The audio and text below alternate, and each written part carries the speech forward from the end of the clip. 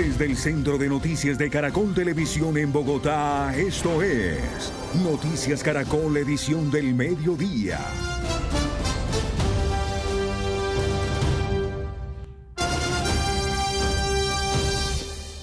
Buenas tardes, bienvenidos a nuestra emisión de Noticias de Caracol del mediodía. Los colombianos en su gran mayoría hoy continúan hablando de los resultados de las elecciones al Congreso y de los resultados en las consultas.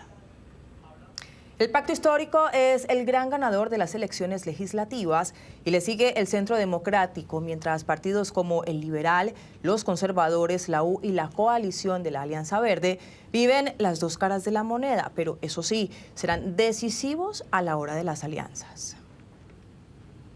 Y claro, estos resultados cobran mucha importancia en las regiones donde, como siempre, hubo ganadores y perdedores, lo que en muchos casos cambia el mapa electoral de este tema, que también les hablaremos hoy. Y los otros protagonistas de la jornada electoral fueron Paloma Valencia, la ganadora de la Gran Consulta por Colombia, y Juan Daniel Oviedo, quien no solo ocupó el segundo lugar, con la votación que obtuvo se convirtió también en gran protagonista de la actual campaña. Sí, señora, pero vamos primero con la que sería la composición del nuevo Senado luego de las elecciones de ayer. Ana Milena Gutiérrez nos tiene esos datos.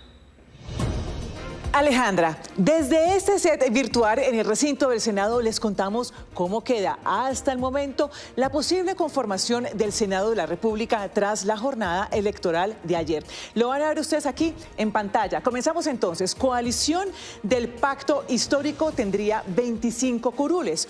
Hoy tiene 20. El Partido Centro Democrático alcanzaría 17 senadores. Hoy tiene 13. El Partido Liberal Colombiano mantendría las mismas curules, que son 13. Coalición Alianza por Colombia, 10. El Partido Conservador Colombiano quedaría con 10 senadores. Hoy tiene 15. El Partido de la U tendría 9 curules. Hoy tiene 10. Cambio Radical alcanzaría 7 senadores. Coalición Ahora Colombia, que está integrada por el MIRA, Nuevo Liberalismo y Dignidad, lograría 5 curules. Y Salvación Nacional alcanzaría 4 senadores. En total son 100 curules. A ellas se suman 2 curules de circunscripción especial y una curul de oposición destinada al candidato que ocupe el segundo lugar en las elecciones presidenciales. Este Congreso comenzará funciones el 20 de julio y será el encargado de tramitar las principales reformas y decisiones que marcarán el rumbo del país. Como siempre, un papel clave. Y como les decíamos al inicio, el Pacto Histórico se consolidó como la fuerza política que alcanzó el mayor número de curules en el Senado. Pero, ¿qué dicen del resultado y de lo que viene? Pues Diego Perdomo nos cuenta.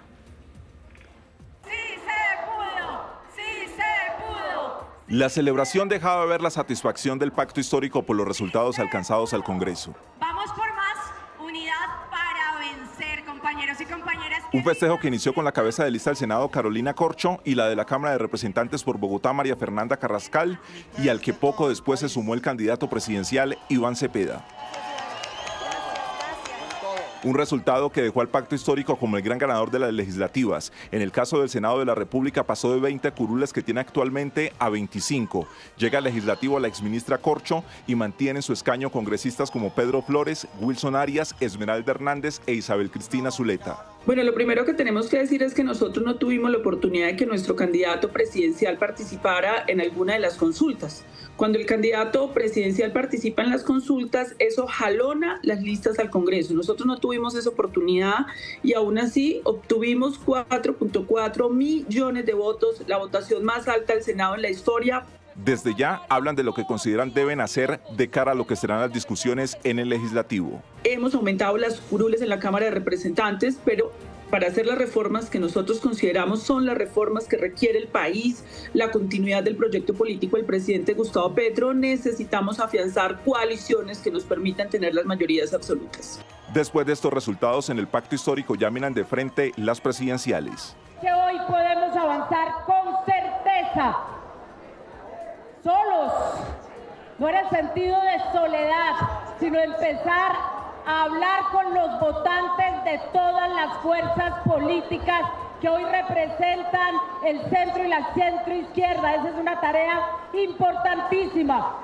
Somos la principal fuerza política de Colombia. la más influyente y la que cuenta con la bancada hoy por hoy más numerosa en el Senado y en la Cámara de Representantes. En el caso de la Cámara de Representantes, la lista del pacto histórico llegó a los 589.949 votos en Antioquia quedó por debajo del Centro Democrático con 394.081 votos y en Atlántico 269.814. Y el Centro Democrático fue uno de los dos partidos con mayor cantidad de votos en todo el territorio nacional. La colectividad sumó 5.602.000 votos en el Senado y la Cámara de Representantes, donde habría obtenido nuevas curules. A medida que avanza el preconteo en todo el país, los números comenzaron a dibujar una tendencia que se consolidó con el paso de las horas. El Centro Democrático se mantiene como una fuerza determinante en el Congreso de la República. Quiero hoy, desde la distancia, agradecerle a un hombre que lo ha dado todo por Colombia, a un hombre que dio más de lo que le correspondía, a un hombre que sigue dando la batalla por la libertad de Colombia, al presidente Álvaro Uribe Vélez.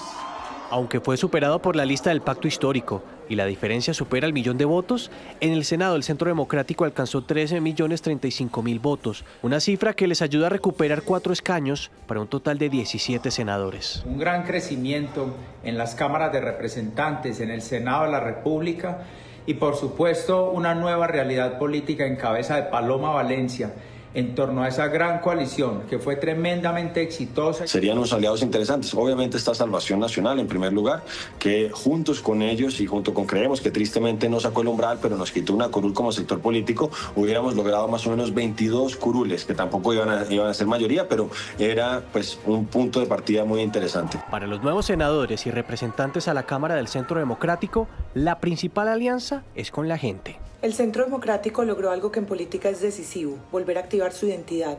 Frente a la incertidumbre que vive el país, muchos colombianos buscaron una voz clara de oposición y encontraron en el Centro Democrático y en Paloma referentes firmes. En la Cámara de Representantes ocurrió otro movimiento decisivo.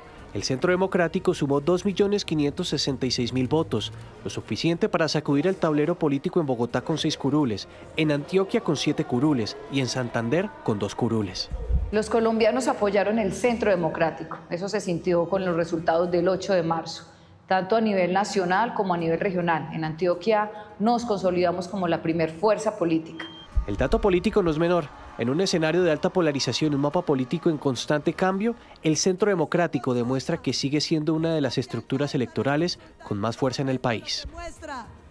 12 del día, 39 minutos y por supuesto seguimos generando espacios de análisis aquí en Noticias Caracol. Por eso, a propósito de este contexto que les presentábamos, quiero saludar a esta hora a Juan Carlos Flores, analista político. Bienvenido a Noticias Caracol. Y si le parece, comenzamos evaluando justamente la consolidación de estas dos fuerzas. Por un lado el pacto histórico y por el otro lado tenemos al Centro Democrático, los dos partidos que obtuvieron el mayor caudal electoral para el Senado. Sin embargo, hay que hacer hincapié en efecto que pues hay una ventaja representativa en el pacto histórico en el Senado. ¿Esto qué representa y de qué manera comienza a reconfigurar el panorama político del país de cara a las presidenciales, a la primera vuelta, desde el legislativo, por supuesto? Buena tarde. Muy buenas tardes. Pues aquí hay dos carriles que van paralelos, pero tienen diversos momentos después de estas elecciones. De un lado, el carril del petrismo ya tiene resuelto todo. Tiene un candidato que es uno de las dos personas que va a pasar a segunda vuelta. Ese tiene asegurado el tiquete a segunda vuelta. Tienen, como ustedes lo acaban de describir, una mayoría, no total, no absoluta, en el Congreso y un desempeño muy bueno en algunas ciudades para la Cámara, como es el caso, por ejemplo, de Bogotá. Al mismo tiempo está la otra pista, donde hay dos corredores, una corredora que acaba de ingresar a esa pista ya como candidata firme y el otro que es Paloma Valencia con una consulta muy exitosa para ella, para Uribe, y en el otro carril está un hombre que como nadie estaba compitiendo directamente con él, Abelardo de la Espriella, pues ayer yo creo que prácticamente su destino se decidió porque en la consulta los votos por el uribismo, que el uribismo le puso a Paloma Valencia, son la mitad de todos los votos que el uribismo consiguió en las elecciones de ayer. De manera que Paloma Valencia, dentro de la derecha, tiene un gran campo para crecer. Pero una vez estén definidos esos dos grandes jugadores, viene un interrogante para los dos lados. Fíjese usted que una de las senadoras del petrismo que usted entrevistó decía que iban a salir ahora por el voto de centro y de centro izquierda. Pero, es decir, matemáticamente Cepeda pasa a la segunda vuelta, pero no gana todavía esa segunda vuelta. Lo mismo le puede pasar a Paloma Valencia. Puede ganar dentro de la derecha, las probabilidades son muy altas, pero si pasa a la segunda vuelta, le quedan faltando unos votos no desdeñables. De manera que la consulta de ayer rebaraja, a mi juicio, el panorama de la segunda vuelta. No se la pone fácil al petrismo y tampoco se la pone fácil al uribismo. Sí, ya regresamos con Juan Carlos. Vamos a saludar a esta hora también a Pedro Medellín. Pedro, bienvenido a Noticias Caracol, y quisiera comenzar por esa pregunta que le hicimos también a Juan Carlos Flores. Esa consolidación de estos dos partidos de un lado y pues un poco más con esas 25 curules por parte del Pacto Histórico hasta el momento y también del Centro Democrático, pero sumarle a eso también esas curules que tendría Salvación Nacional de Abelardo de la Espriella. ¿Usted coincide con lo que dice Juan Carlos Flores o tiene una visión distinta? No, yo coincido con Juan Carlos, me parece que es un análisis pertinente. Solo daría un contexto. Solo daría un contexto. Creo que lo que pasó ayer fue una cosa muy importante, y es que el país votó ayer un cambio político muy fuerte. Ayer vimos un país muy politizado, es decir, un país interesado en la política, metido en la política, que interviniendo en la política y votando. Votaron 19 millones de personas para el Senado. Hace 4 años habían votado 16 millones de personas. Son 3 millones de personas más que entraron, aunque desde el punto de vista de la proporción se mantienen los niveles de abstención y de participación entre 48 y 49%. En abstención en participación y 49 y 52% en abstención. De todos modos, hay una entrada de gente y de gente joven muy importante. Y en ese sentido adhiero ya en el campo del planteamiento que hace Juan Carlos, agregando solamente una cosa. La polarización de este país es un fenómeno que en realidad tiene un lado que es muy positivo, y es que la política se transparenta, que la gente que está a la izquierda vota a la izquierda y es de izquierda, y la gente a la derecha igual se reconoce y vota, y eso ayuda a aclarar la política y ayuda a hacerla mucho más transparente y mucho más asequible a los ciudadanos. Tenemos una perspectiva para la elección presidencial muy interesante, no definida todavía. Uno puede decir que el Centro Democrático se fortaleció de cara para participar y llegar a la segunda vuelta, pero no necesariamente ganar, como dice Juan Carlos. La tarea de ganar el centro y ganar un pedazo de la izquierda puede tenerla con la vicepresidencia de Juan Daniel Oviedo, y abrirse una tarea a un discurso más abierto, más centrista. Igual la izquierda tiene que hacer lo propio, y la tarea va a ser la disputa del centro, que tiene en los nuevos actores del país como Oviedo un objetivo muy interesante. Ya vamos a seguir analizando esos otros rostros que van a permitir generar esas alianzas que, en efecto, generará esa reconfiguración del panorama político del país. Pero vamos a revisar esto que están viendo en este gran wall. ¿Quiénes fueron los senadores más votados, para también revisar lo que representa esta fotografía? Por ejemplo, comenzamos viendo cómo el voto en blanco fue el que más tuvo votación, con 616.998 votos, y le sigue luego la candidata más votada en la lista abierta, que fue Nadia Ablel. Ella, del Partido Conservador, tiene 178.907 votos. Se le sigue Lidio García también con 175.388, y seguido JP Hernández, Yesid Pulgar Enrique Gómez, Norma Hurtado. Está además, ojo a este dato, Wadid Mansur, recordemos Wadid Mansur que fue salpicado por Olmedo López en el escándalo de la Unidad Nacional de Gestión de Riesgo. Y terminamos este primer bloque de los más votados, los senadores más votados, con Juan Carlos Garcés con 129.051 votos. Vamos con Juan Carlos Flores para preguntarle, Juan Carlos, lo que le dice esta fotografía, pero también lo que representa ese voto en blanco. Hablaba Pedro de Medellín, que da un poco de juego también el porcentaje de abstención, pero esto, ¿qué podría representar? Sí, saludo a Pedro, por supuesto, antes. La política colombiana es un sancocho de unos ingredientes en otros lugares del mundo no siempre fáciles de imaginar, porque en la lista que usted acaba de hacer el recorrido están representantes de castas políticas tradicionales, donde el voto maquinárico, donde muchas veces, por desgracia, hay voto comprado, donde hay unas potentes estructuras de contratistas asociados con los políticos. Al mismo tiempo, en esa descripción que usted hizo, hay un influencer que disminuyó con relación a su anterior elección. Y al mismo tiempo, la política colombiana hoy tiene los dos grandes agitadores políticos de la segunda mitad del siglo XX y de comienzos de este siglo, que son Álvaro Uribe Vélez y Gustavo Petro Urrego. Y ellos dos le meten un elemento que es muy importante en la política, porque si no se nos tragaría pues el show mediático y se nos tragaría la corrupción de todos los votos, de los votos comprados. Y es el que ellos incentivan en sus huestes una pasión por ir a votar. Y eso fue lo que se reflejó ayer, independiente de la visión ideológica que cada uno de los dos tengan. Entonces, este Senado tiene al mismo tiempo, al lado de estos dos caudillos movilizando votos, como se evidenció ayer, tiene una masa gris muy grande, que es cuando la gente habla de centro, se le olvida que el centro es en Bogotá y unas pocas ciudades, pero en el resto del país está una masa gris de políticos que no tienen ideología y que se hacen elegir para reproducirse, mantener su poder en las regiones, seguir disfrutando de un altísimo nivel de vida, y ellos se pueden voltear para un lado o para otro. Entonces, al lado de las figuras que ya se señalaban, está ese hecho de esta masa gris, una parte de la cual le votó a Petro, y muchos de estos que usted acaba de enumerar, Pulgar, por ejemplo, son personas a las cuales el gobierno les dio cosas, muchas cositas. ¿Hacia dónde se inclinará esa masa gris del Congreso? Sí, gracias Juan Carlos. Vamos con Pedro Medellín. Pedro, me parece muy importante hablar del ganador, que es el voto en blanco, ¿no? 616.998 votos. ¿Cuál es la lectura suya sobre esta votación?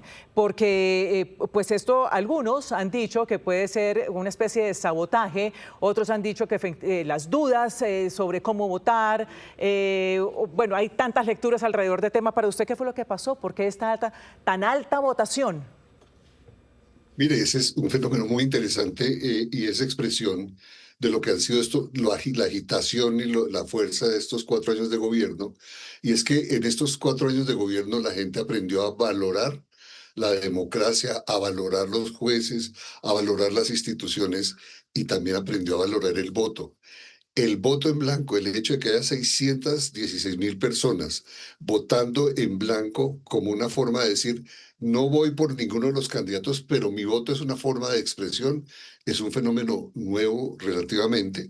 Se había presentado en varias consultas, en varios momentos distintos de la política colombiana, en donde la gente, el voto en blanco era una forma de expresar la insatisfacción con los candidatos que estaban ahí. Y creo que ese es un elemento también importante, el reflejo de lo importante que es el voto, de lo valorado que se volvió el voto en Colombia y de una posición en la cual dice, yo no estoy con estos que están acá, yo quiero ver otros candidatos. Es el mensaje fuerte que hay detrás de esos 616.000 votos. 12 de la tarde, 50 minutos. Después de este análisis es momento de ver cómo está el mapa político del país y vamos a iniciar en la ciudad de Bogotá para que ustedes observen más o menos cómo están los datos de la votación para Cámara de Representantes. En Bogotá hay disputa de 18 curules, una votación importante por parte del Pacto Histórico, 915.000 votos. En segundo lugar, el Centro Democrático con 686.000 y la Alianza Verde con 243.000 votos. Son los que se llevan la mayoría de curules. Hay que señalar que el Pacto Histórico hasta el momento tendría una proyección de 8 curules, pero vamos a detenernos en el fenómeno político del momento, que se trata del exconcejal de Bogotá, Daniel Briceño, que arrastra una importante cantidad de votos para el Centro Democrático. Son cerca de 262.000, que no solamente lo posiciona como el congresista más votado de estas elecciones en el 2026, sino que también impulsa de manera contundente la lista del Pacto Histórico, del Centro Democrático. Antes tenían 2 curules en la Cámara de Representantes y ahora el Centro Democrático va a tener en total 6 curules precisamente para este periodo legislativo. En realidad no lo puedo creer. Así fue la primera reacción de Daniel Briceño al conocer la votación que obtuvo en la noche del domingo. Es impresionante lo que ocurrió. Soy el congresista más votado de Colombia en este momento, por encima de senadores. Según el preconteo de la registraduría, fueron 262.104 votos. Y ya que aspiraba a la Cámara de Representantes por Bogotá, su votación fue únicamente en la capital del país. Y aún así, fue el congresista más votado de toda la elección. Yo en realidad no esperaba esta votación, mi familia no esperaba esta votación y como se los dije, cuando votaron por mi consejo casi 50.000 personas, yo lo único que tengo que hacer es trabajar y demostrarles a ustedes que no depositaron mal su voto. Yo voy a trabajar muchísimo, eso sí, ténganlo por seguro. En las redes sociales lo apodan Mr. Secop, ya que ha centrado su actividad política en la denuncia y fiscalización de recursos de la contratación pública, información disponible en el sistema electrónico de contratación llamado Secop. La gente está esperando que cuiden la forma en cómo administran los recursos públicos y eso es lo que hemos hecho nosotros desde las redes sociales. Hemos estado muy juiciosos diciéndole a la gente, vea, esto está mal ejecutado, esto está mal contratado, se están malgastando la plata de esta forma y el SECOP ha sido la herramienta más poderosa que nosotros hemos obtenido para hacer nuestro ejercicio político. Así que la gente le encanta que uno cuide los recursos y por eso ayer nos premiaron. A Briceño como concejal y luego en las correrías políticas era normal encontrárselo en cualquier transporte público de la ciudad, pues renunció a la camioneta blindada y a escoltas de protección. Briceño convirtió la austeridad en una de sus banderas, incluso así cerró su campaña. 8.700 pesitos el cierre de campaña. El potencial del abogado bogotano lo llevó a ser cabeza de lista a la Cámara por el Centro Democrático y su votación fue tan alta que terminó jalonando a sus compañeros de lista. Estamos pasando de 2 curules que teníamos actualmente a 6 curules. Estamos ganando 4 curules más. Estamos sacando la votación más alta en la historia del Centro Democrático en Bogotá. Estamos llegando como a 660.000, 670.000 votos en toda la ciudad y esto pues, es un empujón impresionante. A sus 34 años de edad, Daniel Briceño se ubica como el tercer congresista más votado en unas elecciones legislativas en las últimas décadas, superado solamente por los votos logrados por Álvaro Uribe y Antanas Mockus en elecciones al Senado. Es la elección del Centro Democrático más grande que se ha presentado en los últimos años en la ciudad de Bogotá. Pero es momento de conectarnos con otro departamento, Antioquia, donde la votación estuvo organizada de la siguiente manera: curules en disputa 17. El Centro Democrático sacó un total de 742.000 votos que le garantiza 7 curules en la Cámara de Representantes. Otra votación importante fue por parte del Pacto Histórico que le garantiza 3. Y la lista del partido del alcalde de Medellín, Federico Gutiérrez, aunque no le fue muy bien en Senado, sí le fue bien en la Cámara de Representantes. 285.000 votos que por el momento le proyectan 2 curules. Pero vamos a conectarnos de inmediato con la ciudad de Medellín. Ahí ustedes ven a nuestra compañera Tatiana Vázquez, que nos tiene las reacciones, sobre todo las reacciones y el análisis político que hay en la capital antioqueña. Tatiana. Sí, señor Nicolás, hablemos de esas reacciones que se conocen en este departamento, donde, como usted explicaba, el Centro Democrático fue el más votado a la Cámara de Representantes, seguido por el Pacto Histórico. Pues aquí les contamos quiénes estarían en el nuevo Congreso y quiénes se quemaron. De las 5.400.000 personas que podían votar en Antioquia, solo 2.200.000 participaron en esta jornada. El Centro Democrático fue el más votado a la Cámara de Representantes, encabezada por Andrés Guerra Hoyos. Mayor votación con 114.433 votos. Logramos 7 curules del Centro Democrático y obtenemos más de 743.000 votos en Antioquia. Y así le aportamos también a la lista, al Senado y a la consulta de Paloma Valencia. De los 17 representantes a la Cámara por Antioquia, 7 serían para el Centro Democrático, 3 del Pacto Histórico, 2 de Creemos, 2 del Partido Liberal, 1 de Cambio Radical y 2 del Conservador. Me encuentro muy contento por la elección en el día de ayer en representación del Partido Conservador, del equipo de Antioquia, los más votados en Antioquia en representación del partido. Por lo tanto, llegaré al Congreso de la República. En el caso del Senado, 9 curules sería para candidatos antioqueños, 1 del Pacto Histórico, 5 del Centro Democrático, 2 liberales y 1 conservador. Logramos volver a llegar al Senado de la República. Eso es producto de un esfuerzo muy grande que se hizo en equipo, un esfuerzo grandísimo por todos los territorios, por todos los municipios. Gracias infinitas por ayudarnos en cada uno de los rincones de nuestro país. Los partidos tradicionales siguen con la misma configuración que hemos visto que se ha venido dando en Consejo, donde los partidos han venido perdiendo curules y en este caso derrotas como por ejemplo del doctor Luis Carlos Ochoa o derrotas como por ejemplo en el Partido Conservador del doctor Nicolás Albeiro Echeverry, mandan un campanazo de alerta para los partidos tradicionales diciendo que están perdiendo espacio en el departamento de Antioquia. Entre las caras nuevas antioqueñas que llegan al Congreso se encuentra el exconcejal de Medellín Natalie Vélez, el comunicador e influencer Hernán Muriel, el exalcalde de Sabaneta Santiago Montoya, el exconcejal de Medellín Simón Molina y el exsecretario de Educación Luis Guillermo Patiño. La gran protagonista sigue siendo por un lado la abstención y por el otro lado pensar que aunque la derecha tiene todavía un espacio muy grande en el departamento de Antioquia, la izquierda ha ido entrando. Daniel Quintero. No, yo creo que el panorama de Daniel Quintero es bastante sombrío, es bastante pobre. Sacar 44.000 votos en el departamento de Antioquia lo deja con una votación muy baja. Se quemaron candidatos al Congreso como el exgerente de EPM Federico Restrepo, Juan Diego Gómez, León Freddy Muñoz y la reina Laura Gallego. Y le sumó otra lista a los quemados, Germán Blanco, del Partido Conservador. Es momento de viajar al suroccidente del país para ver también y analizar los resultados que se presentaron puntualmente en el Valle del Cauca, donde el Pacto Histórico sigue siendo el partido que domina en esta región del país. Pacto Histórico, 589.000 votos, el Partido de la U, 273.000 votos y el Centro Democrático, 186.000 votos. Hay que señalar que en este momento el Partido de la U y el Partido Centro Democrático se están peleando una curul para la Cámara de Representantes. Recordemos que para el Valle del Cauca son 13 curules las que están en disputa y en este momento quien está liderando es el Pacto Histórico con 6 escaños garantizados. Estefany Perlaza, el análisis y lo que dice la gente desde la ciudad de Cali. Sí, señor Nicolás, pues precisamente como usted lo indicaba, aquí en el Valle del Cauca, el gran ganador de las elecciones legislativas fue el Pacto Histórico. Sin embargo, el Partido de la U mantuvo sus curules. En el Valle del Cauca, el Pacto Histórico creció en electores con un total de 589.949 votos en la Cámara de Representantes. Alfredo Mondragón, Ana Erazo, Jorge Palacio, Isabel Vera y Carlos Arizabaleta obtuvieron las mayores votaciones. Nosotros en el 2022 sacamos 414.000 votos y ahora estamos rondeando los 600.000. Es decir, estamos creciendo casi un 45% la votación.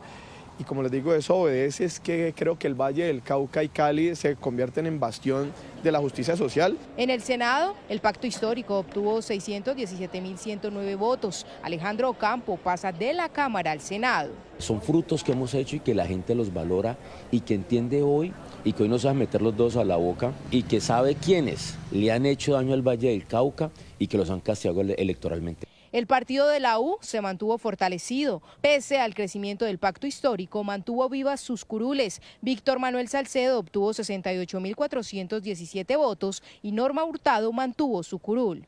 Espero hacer una agenda de región. Espero ser la voz de los municipios en la Cámara de Representantes. Espero que la provincia se tenga más en cuenta.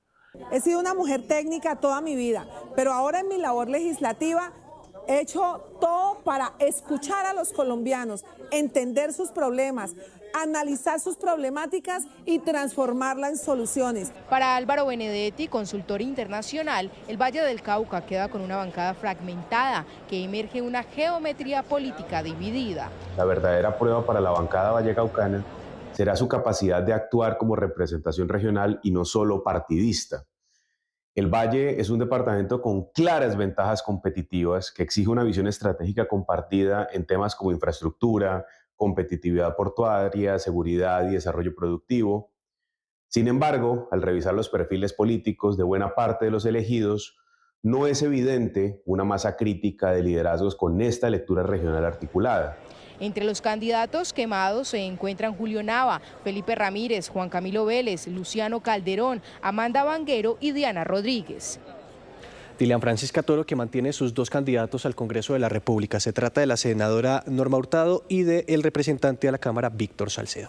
Es momento de seguir en este recorrido regional y vamos directamente al Atlántico, el fortín electoral de Cambio Radical, donde sacó 327.000 votos. Hay que señalar que para el departamento del Atlántico son 7 las curules que están en disputa. El pacto histórico crece en el Atlántico, 269.000 votos, y el Partido Liberal también mantiene su fuerza con 196.000. Hay que señalar que en el caso de Cambio Radical mantiene 3 curules en la Cámara de Representantes. Lucía, ¿cuál es el análisis que están haciendo en el Departamento del Atlántico de estos resultados políticos, de este mapa electoral? Nicolás, pues así las cosas en el departamento. Los partidos Liberal, Cambio Radical y Pacto Histórico pondrían 7 curules en la Cámara de Representantes de acuerdo con el preconteo de la Registraduría Nacional del Estado Civil. Ahora, en las listas de Senado, 2 casas políticas tradicionales quedaron por fuera. Hasta la medianoche, habitantes del barrio La Manga, en el suroccidente de Barranquilla, celebraron la votación histórica que obtuvo Estefanel Gutiérrez, el candidato a la Cámara por Cambio Radical más votado en el país. La confianza, lo que pasa hoy en Barranquilla, tiene que pasar definitivamente en el Atlántico. Wilfran Mendoza con 80.513 votos y Samir Radi con 57.482 conformarían las 3 sillas a la Cámara que ganó el partido. Jaime Santamaría y Andrea Vargas ocuparon 2 curules que consiguió el Pacto Histórico con una votación en su lista cerrada de 269.814. Por el Partido Liberal, Yesmi Barraza con 83.181 votos y César Barrera con 49.372 ocuparían las otras 2 curules, según el preconteo de la registraduría. Vemos que la Casa Char mantiene, digamos, sus cuotas de poder, tiene 3 cámaras y un Senado. Sorprende mucho la votación de la Casa Torres, que en este momento se convierte en un gran competidor local para Cambio Radical, ya que logran una bancada propia de 2 senadores y 2 cámaras. Camilo Torres llegaría al Senado por el Partido Liberal con 121.447 votos. Los otros 2 escaños que consiguió el partido lo ocuparían Laura Fortich y Yesí Pulgar. Todo este trabajo que hicimos en campaña, en donde recorrimos toda Colombia, hoy estamos recogiendo los frutos, en donde sin duda este grupo Torres Villalba sin duda sigue creciendo y hoy tiene una representación en el Senado de la República. El Pacto Histórico lograría ubicar a Pedro Flores, Asmet Escap y Orlando de la Hoz en el Senado. Cambio Radical obtendría una curul con Gonzalo Baute y Carlos Meisel del Centro Democrático repetiría el Senado. Por fuera quedaron 2 casas políticas, la de Name y Cepeda. Sí, ellos pareciera que desaparecen, ¿no?, del escenario político en la medida en que no logran no solo ganar, pero tampoco se les ve renovación o capacidad de sucesión, cosa que sí han tenido otras casas políticas. En el Atlántico, de las 2.150.571 personas habilitadas para votar, lo hicieron 1.257.904, con un 59% de participación. La jornada se vivió en paz. Continuamos este viaje regional para saber cómo está el mapa político por los distintos departamentos y vamos a terminar en Santander, donde hay 7 curules en disputa para la Cámara de Representantes y el Centro Democrático fue el partido que obtuvo una mayor votación con 181.470 votos, los que le garantiza por el momento 2 curules para la Cámara de Representantes. Otras votaciones importantes fueron por parte del Pacto Histórico en el departamento de Santander y el partido de la U con 139.000 votos precisamente para lograr un escaño en la Cámara de Representantes. Pero ¿cómo quedaron las principales fuerzas políticas en este departamento? ¿Cómo se sacudió el tablero electoral? En la siguiente nota les contamos. Esta es la nueva cara de la Cámara por Santander. El Centro Democrático se quedó con 2 curules al alcanzar la mayor votación. Jonathan Pineda y Miguel Ángel Pinto, su representante. El Pacto Histórico con el exdiputado Camilo Torres alcanzó la segunda mayor votación. Diego Fran Ariza, excontralor y exsecretario de Hacienda de Santander, fue el congresista más votado en el departamento. Vamos a trabajar por una mayor autonomía fiscal, para que aquí se inviertan los impuestos que pagamos los santanderianos. Necesitamos una reforma a la salud de manera inmediata. El coronel Guillermo Blanco es otra de las sorpresas de la jornada. Tras 30 años de carrera militar, se lanzó por primera vez a un cargo de elección popular. Una responsabilidad muy grande, ser el único representante a la Cámara, veterano con mucho honor de las fuerzas militares. La lista también la integran Mario José Carvajal, exalcalde de Piedecuesta, y Luis Ferley Sierra, exdiputado de Santander. En el Senado también hay caras nuevas. Laura Ahumada y Nelson López llegan por primera vez al Congreso. Óscar Villamizar, Luis Eduardo Díaz, hermano del gobernador de Santander, y Jennifer Pedraza saltaron de la Cámara al Senado. Gustavo Moreno y JP Hernández se mantienen. Imprevisto, sorpresivo, que el Centro Democrático hubiera sido capaz de elegir 2 representantes y un senador cuando no tenían sino un representante. Fue sorpresivo, no estaba en sus libros. La gran sorpresa fue la quemada de los liberales, Richard Aguilar, Horacio José Serpa y Jaime Durán. Que el Partido Liberal por primera vez en este siglo y pues del siglo anterior más, se hubiera quedado sin senadores liberales porque se quemaron. Santander perdió 6 curules en el Senado frente al periodo pasado. 1:06 p.m, vamos a volver con Pedro Medellín. Pedro, quisiera retomar con usted un tema y es, pues a propósito de la Cámara de Representantes, quien obtuvo mayor votación que fue Daniel Briceño, con 262.104 votos. Usted hace un instante hablaba de cómo ya los colombianos y los ciudadanos están cuidando su voto, ¿no?, en pro de la democracia, hablamos del voto en blanco. ¿Usted cree que lo que pasó con Daniel Briceño es algo similar? Es decir, le doy mi voto porque sé que esta persona está haciendo denuncias en contratación el Estado. O sea, ¿cree que ese fue el voto, los votos que se ganó Daniel Briceño? Sin ninguna duda, tienes clarísimo el tema. Es una manera a través de la cual los colombianos, en su valoración de la votación, están premiando a los políticos que están haciendo una tarea eficiente y una tarea constructiva en la defensa de lo público. Y estos 262.000 votos para Briceño reflejan eso, el esfuerzo que él está haciendo, no solamente desde el punto de vista de la comunicación y de hacerle conocer a la gente la situación, sino también de un trabajo que es de desarrollo de las redes, de una presencia muy fuerte en las redes, pero con una base partidista y estructura partidista muy fuerte. Lo que vemos y lo que vimos ahora en los informes es que el Centro Democrático fortaleció sus estructuras y tiene una gran renovación con gente como Briceño, y la gente está premiando esos esfuerzos. Esto en cuanto a la Cámara, pero lo quiero invitar entonces a usted y a los televidentes a que veamos el siguiente mapa que va a aparecer en nuestro gran wall. Nos devolvemos al panorama en el Senado para revisar también cómo quedaron distribuidas esas fuerzas en el Senado a nivel departamental. Aquí el mapa está dividido por colores que representan cada uno de los partidos que prevalece según el departamento. Por ejemplo, podemos destacar el Pacto Histórico está representado con el color morado y estamos viendo que buena parte del suroccidente allí destaca justamente la presencia, o mejor, la mayor cantidad de votación por parte del Pacto Histórico, pero vemos en el centro con el color azul representado al Centro Democrático, y las otras colectividades pues las estamos viendo distribuidas en el resto del país. Con esto le pregunto, ¿estaría cambiando en algo las fuerzas justamente representadas en cada uno de los departamentos, en cada una de las regiones, o sigue igual? Pensando en la perspectiva de una elección presidencial, sí ha cambiado. Fíjate que en las elecciones pasadas, cuando ganó Gustavo Petro, el territorio marcado era la costa atlántica, estaba muy marcada la costa pacífica y parte del sur occidente colombiano. Y hoy el color rojo en el Chocó y el color rojo con el amarillo del partido de la U o naranja del partido de la U están tomándose el control en las zonas claves que antes eran de control petrista. Hay un cambio significativo, hay un cambio muy potente, y aunque el Pacto Histórico ganó la elección a Senado, uno podría decir también el Pacto Histórico está ganando una votación a Senado, pero no necesariamente está ganando la presidencia, porque lo que hace es consolidar sus bases de izquierda, pero con la izquierda no es suficiente ganar, necesita abrirse, y con este gráfico lo que hace es mucho más claro esa limitación que tiene. No tiene una presencia importante en el país para que le permita ganar la elección presidencial. Sí, gracias, Pedro. En instante regresamos con usted. Vamos a echar ahora un vistazo a los quemados en las elecciones. Por lo menos 40 figuras políticas que querían repetir, que eran voces fuertes para ocupar una curul en el Senado y en la Cámara, no pasaron.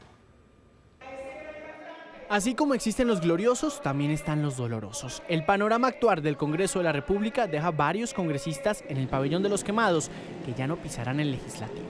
Uno de los golpes más duros son los que se consideran del centro político del país. 37.000 votos a Angélica Lozano no le alcanzaron para repetir curul en el Senado. La misma suerte corrió Catherine Miranda, quien aspiraba a pasar de la Cámara al Senado y solo alcanzó 30.000 votos. Algunos verdes de izquierda no repetirán curul: León Freddy Muñoz, Inti Asprilla y Olga Lucía Velázquez. Y la cabeza de lista de la coalición Alianza por Colombia, Luis Eduardo Garzón, alcanzó 19.000 votos. Pero yo sí creo que lo de ayer es una realidad política, es decir, primero va en camino la reforma política, y va en camino la reforma política por una razón, es que ganaron las listas cerradas. De las listas abiertas, voto preferente, eso, en mi opinión, es una elección. Cambio Radical es otro partido que tuvo más de un quemado. La cabeza de lista, Carlos Fernando Motoa, no alcanzó la cifra repartidora. También se quedó Lina María Garrido y en Cámara por Bogotá, Carolina Arbeláez no logró sus aspiraciones. Pero ellos estaban en coalición con Colombia Justas Libres, representada por Lorena Ríos, quien también le dice adiós para esta legislatura al Senado.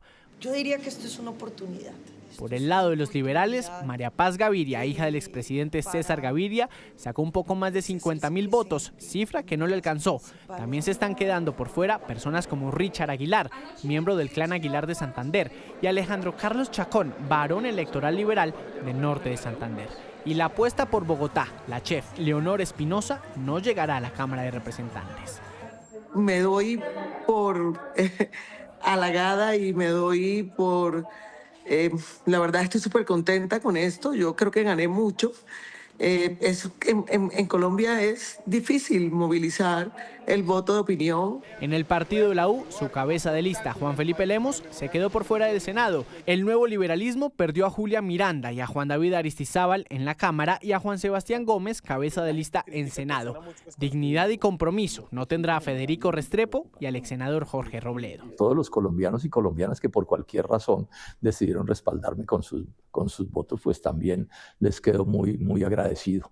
Hicimos una excelente campaña, pienso yo. O están poniendo obstáculos, están poniendo pretextos, o muchas veces lo tienen... Y para finalizar este gran pabellón de quemados, Miguel Polo Polo no regresa a la Cámara de Representantes. Ingrid Betancourt no solo perdió curul, sino que también perdió partido. La lista de Oxígeno no alcanzó el umbral. Por el lado de Creemos, el movimiento fundado por el alcalde de Medellín, Federico Gutiérrez, su hermana, Juliana Gutiérrez, no alcanzó el umbral, pero permanece con personería. El partido de Juan Carlos Pinzón, Ciudadanos Renovemos, tampoco logró aval a la Cámara y Roy Barreras no cumplió y su partido La Fuerza perdió personería jurídica. Bueno, pero a propósito del pabellón de los quemados, volvemos con Juan Carlos Flores. Juan Carlos, yo me quisiera detener en la figura de los veteranos de la política que no alcanzaron a superar básicamente el veredicto de las urnas en este nuevo Congreso que se comienza a configurar. ¿Qué decir, por ejemplo, de figuras como Jorge Robledo? Yo tengo la sensación de que allí ocurrió, como en otros casos, un claro relevo generacional. De hecho, la representante a la Cámara también del movimiento de Fajardo y de Robledo, Pedraza, pues logra la curul en el Senado. Este es una cosa absolutamente natural. En el caso de la hija de Gaviria, pues Gaviria estuvo en tensión con su partido todos estos 4 años, porque una parte del partido de Gaviria quería negociar con el Congreso, porque la mayoría de los congresistas, sin los dineros públicos y contratos y todo tipo de cosas que les nombren a la gente en puestos claves, no pueden existir. Entonces, fíjese usted que hay relevo generacional, hay tensiones dentro de muchos partidos que se sintieron profundamente porque había un ala petrista dentro de ellos. En el caso de la Alianza Verde, este partido perdió ese voto de opinión, quedó un poquito de voto de opinión adentro y se convirtió en un cajón desastre al que entran estos políticos que se cambian de partido sin ningún problema. Y creo que también jugó esa competencia durísima que hay en la política colombiana. La política es competida en todo el mundo, pero yo creo que la política colombiana, por lo menos en América Latina, es una de las más duramente competidas, porque recordemos que son empresas familiares grandes, medianas y pequeñas. Vale la pena preguntarse si esas pequeñas, medianas empresas familiares van a permitir una reforma que se hunde una y otra vez en el Congreso de las listas cerradas. Y en el caso de la chef Leonor, a quien admiramos y respetamos en Bogotá y en otros lugares de Colombia, yo creo que la divina providencia le hizo un favor. Es mejor que ella se queme en la política y que no se quemen los deliciosos platos que nos prepara a sus comensales en sus restaurantes bogotanos. Eso seguro no va a pasar. Pedro, quisiera que usted hablaba ahora de cómo los colombianos premian, ¿no? Y dan, digamos, zanahoria, pero también podemos hablar de los que dan garrote, de los que castigan. ¿Cree que lo que le pasó a Angélica Lozano y a Catherine Miranda es justamente eso, al ver que tal vez al principio estaban muy cerca del pacto histórico y después sus discursos fueron cambiando? No, el tema y un poco lo tocaba ahora Juan Carlos, el tema de la Alianza Verde es el cobro tan fuerte que le están haciendo, primero por el tema de corrupción, muy, muy duro, por personajes que muy vinculados al gobierno terminaron enredados en esta cosa de la corrupción en la unidad de gestión del riesgo.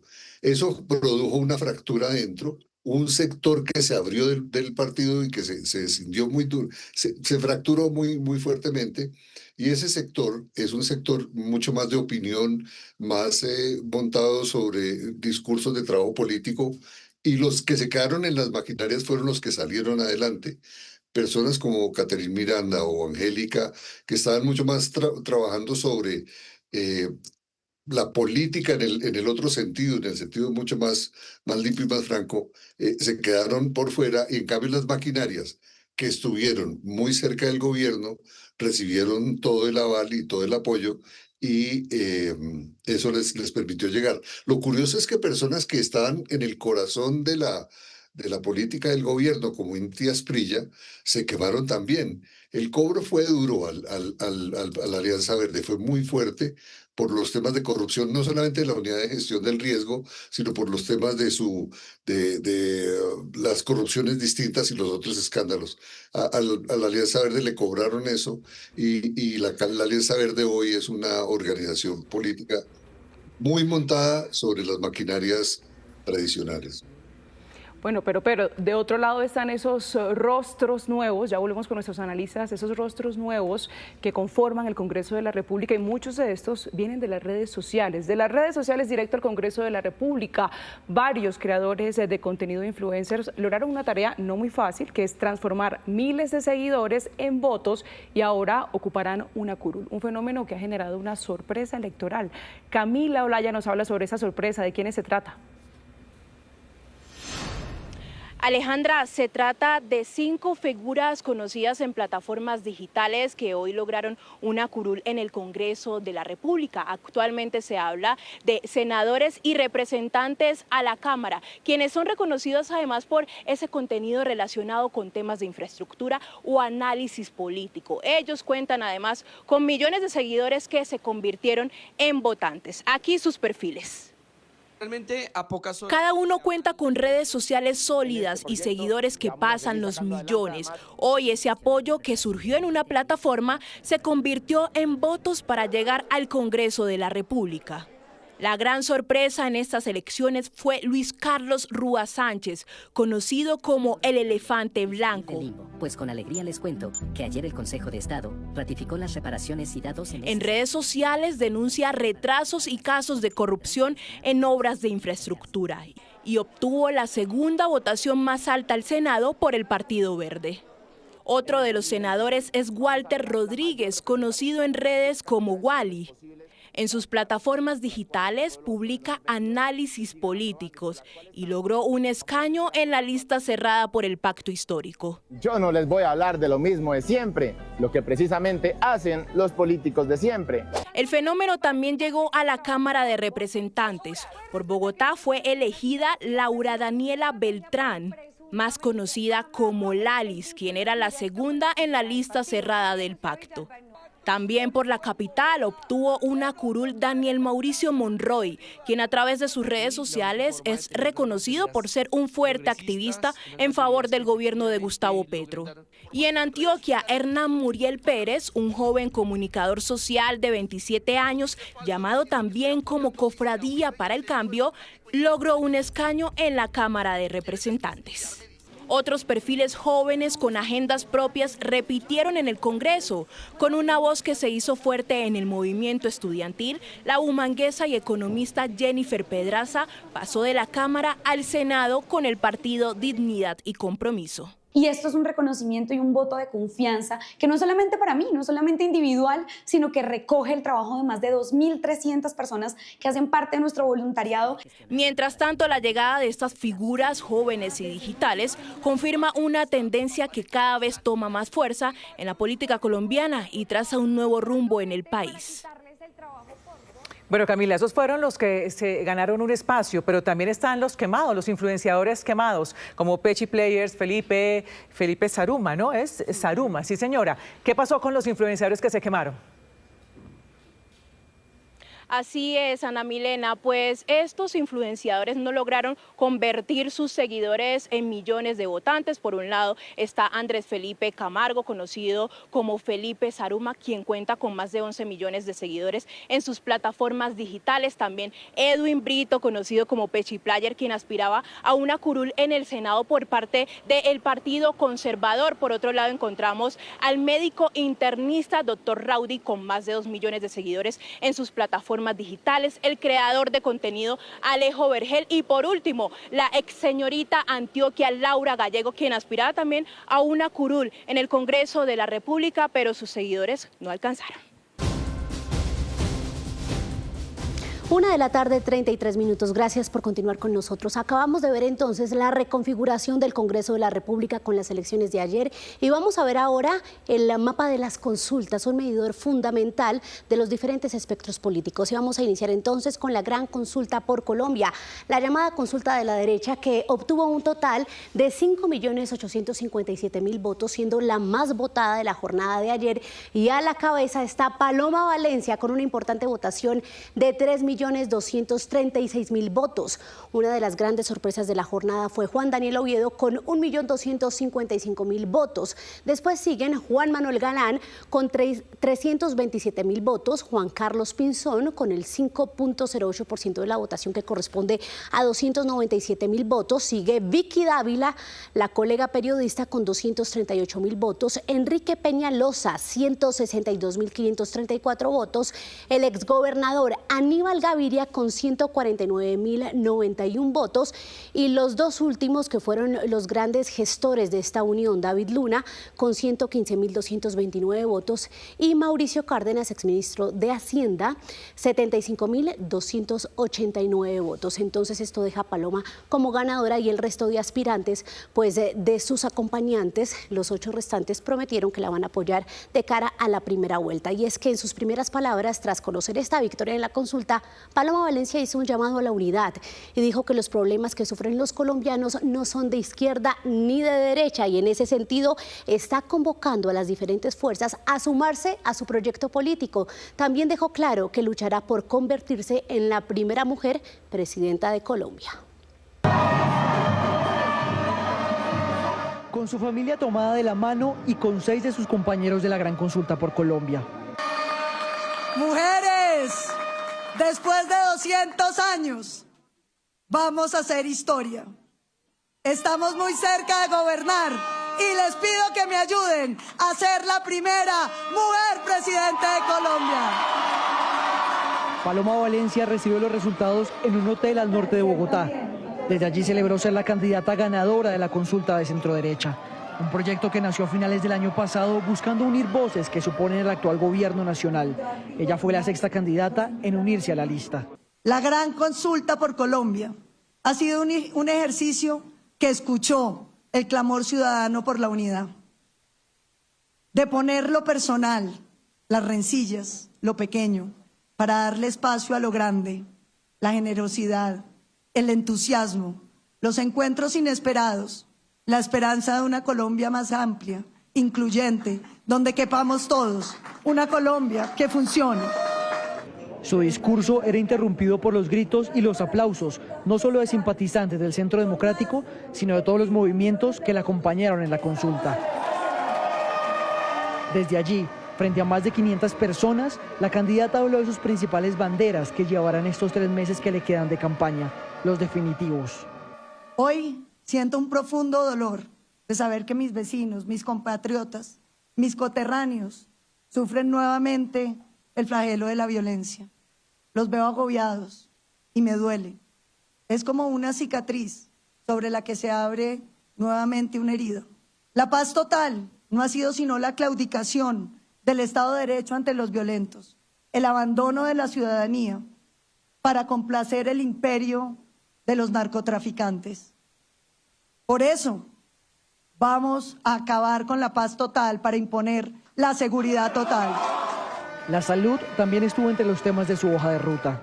Me duele esta violencia, como me duele que mis compatriotas hoy estén en un sistema de salud en ruinas, donde las cosas que no pasaban antes están pasando, donde la gente hace unas filas de muchas horas y no recibe medicamentos, donde no hay tratamientos ni siquiera para el cáncer y vemos morir los colombianos que los mandan del hospital a la casa sin ninguna solución, solo filas y el delirante discurso ideológico que busca culpables. Se reparten culpas ante la dolorosa muerte de nuestros conciudadanos. Detendremos este terremoto y con medidas inmediatas compraremos los medicamentos y estaremos reiniciando el tratamiento para todos los colombianos sin distingos. Hoy la senadora, que busca llegar al Palacio de Nariño, se comprometió a gobernar para todos los colombianos sin distinguir preferencias políticas. Los problemas que tenemos los colombianos los sufrimos los que estamos aquí y los sufren los que están allá. Los padecemos todos. Y no son problemas ni de izquierda ni de derecha. Son problemas que tienen que ser solucionados. Y por lo tanto convocamos a todas las fuerzas políticas de este país, a todos los partidos, a todos los ciudadanos, para que se unan a esta causa. Una causa que tiene por encima a Colombia y el amor por todos los colombianos. También recordó a Miguel Uribe Turbay, el senador y precandidato asesinado en medio de la contienda. Quiero honrar la memoria de nuestro mártir Miguel Uribe Turbay.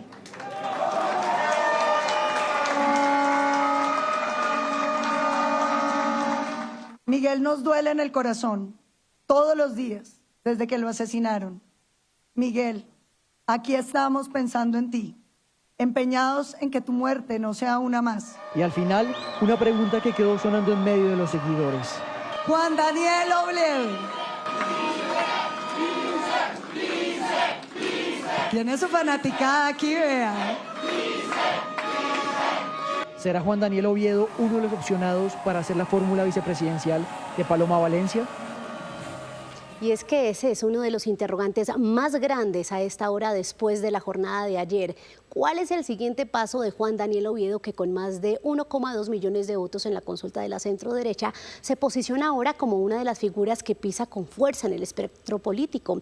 ¿Qué sigue para su futuro? Esto dice Juan Daniel. Listo, vamos bien de tiempo. En flota y en transporte público. ¿Cómo ha estado? ¿Cómo vamos? Muy bien, por acá llegando a Cali. Vamos a estar recogiendo firmas. Así fue como Juan Daniel Oviedo se recorrió gran parte de los departamentos que visitó estos meses en su carrera por la presidencia. Hizo paseo de olla y se mostró como un candidato cercano a la gente.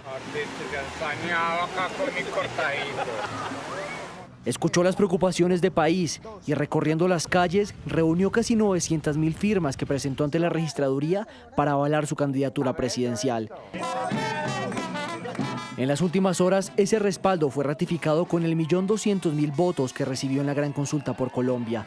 Ese medidor reveló que Juan Daniel Oviedo es un político que entra a reconfigurar el centro y que hoy lo pone como una de las figuras que representa los intereses de los colombianos. Yo necesito entender de dónde vinieron esos votos, sobre todo votos jóvenes, votos que quieren la paz, votos que quieren encontrar soluciones integrales en materia de seguridad y sobre todo que quieren resolver de fondo el problema de la informalidad. Sobre su futuro político aún no se ha decidido nada. Se habla de una posibilidad para que Paloma Valencia lo escoja como su fórmula vicepresidencial, pero también se pone sobre la mesa la posibilidad de que aspire a la alcaldía de Bogotá, ciudad en la que obtuvo 506.000 votos, casi igualando a Paloma.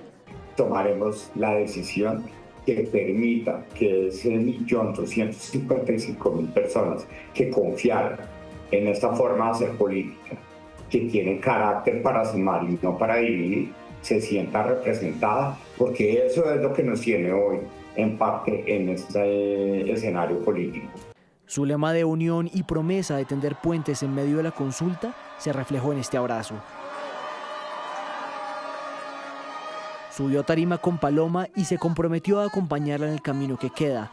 Ella también reconoció sus virtudes políticas. Juan Daniel, tu ejemplo nos inspira a escuchar con la cabeza, a amar lo diferente, a darla toda por Colombia. ¡Que viva Juan Daniel Oviedo! Por lo pronto, Juan Daniel dijo que va a revisar detalle a detalle el escrutinio de este domingo para entender cómo le puede servir mejor al país. Y sobre esta posibilidad de ser fórmula vicepresidencial de Paloma Valencia, le consultamos hasta ahora a Pedro Medellín. Volvemos con usted, Pedro, precisamente para preguntarle si primero tiene las condiciones, en efecto, con base en lo que representa esa figura de centro, para hacer esa fórmula vicepresidencial, pero también, y muy importante, si tiene margen de negociación con el Centro Democrático.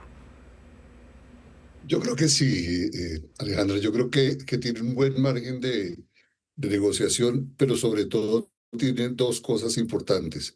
La primera es que tiene llegada a la izquierda, tiene llegada a un sector importantísimo de la izquierda, y eso lo valora mucho, el hecho de que hable del tema de la paz, de la necesidad de formalizar y trabajar con los jóvenes, en fin. El segundo tema es que copó el espacio de centro de manera muy fuerte. Copa el espacio del centro que tenía Sergio Fajardo y que Sergio no está moviendo, y yo creo que puede ser mucho más eficiente Juan Daniel Oviedo moviendo ese centro, y en un escenario como este de polarización tan fuerte, tanto el Centro Democrático como el Pacto Histórico tienen la obligación de irse un poquito más hacia el centro y buscar votos allí, y Juan Daniel es un buen medio para esa tarea. Eso es interesante, Pedro, pero de otro lado vemos cómo queda consolidada la izquierda con el candidato Iván Cepeda, pues después de ver los resultados de Roy Barreras, Daniel Quintero y demás, de esa consulta, frente a la derecha, donde está pues Abelardo de la Espriella y Paloma. ¿Cómo queda esa derecha ahora? Yo creo que la derecha está en mejores condiciones, en mejores posibilidades hoy.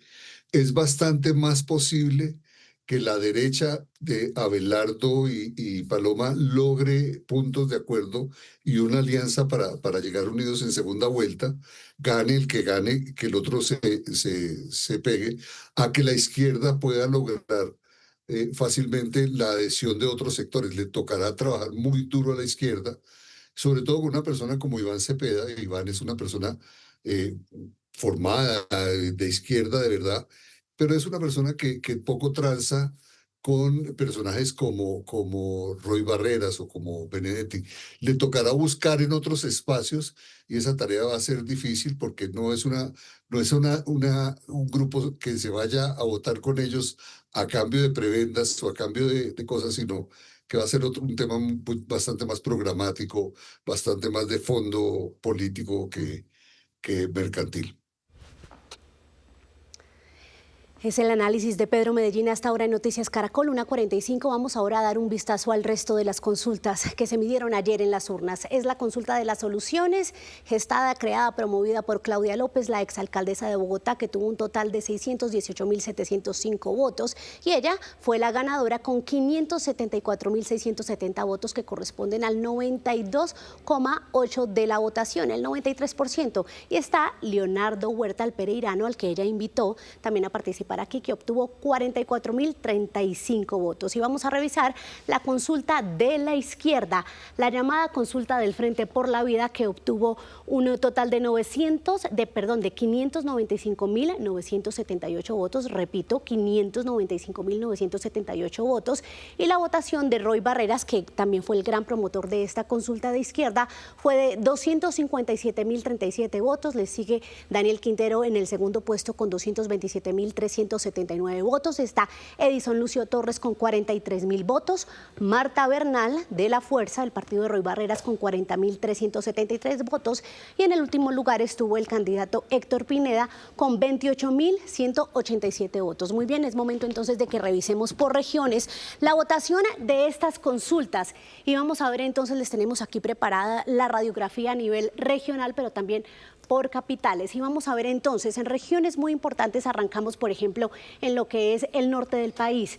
En el departamento del Atlántico, la gran consulta por Colombia tuvo un total de 189.994 votos. Allí ganó esta consulta. Miren la diferencia tan amplia con el resto de consultas. La segunda fue el Frente por la Vida, 39.341 votos, y en el Atlántico la última consulta en obtener votación o porcentaje de votos fue la consulta de las soluciones de Claudia López con 24.064 votos. Pero si miramos entonces ya lo que es la capital, es decir, Barranquilla, allí ganó Paloma Valencia con 65.000 votos, sigue Claudia López con 12.564 votos, y en tercer lugar está Roy Barreras del Frente por la Vida con 9.841 votos. Muy bien, nos vamos a ir a otra región del país.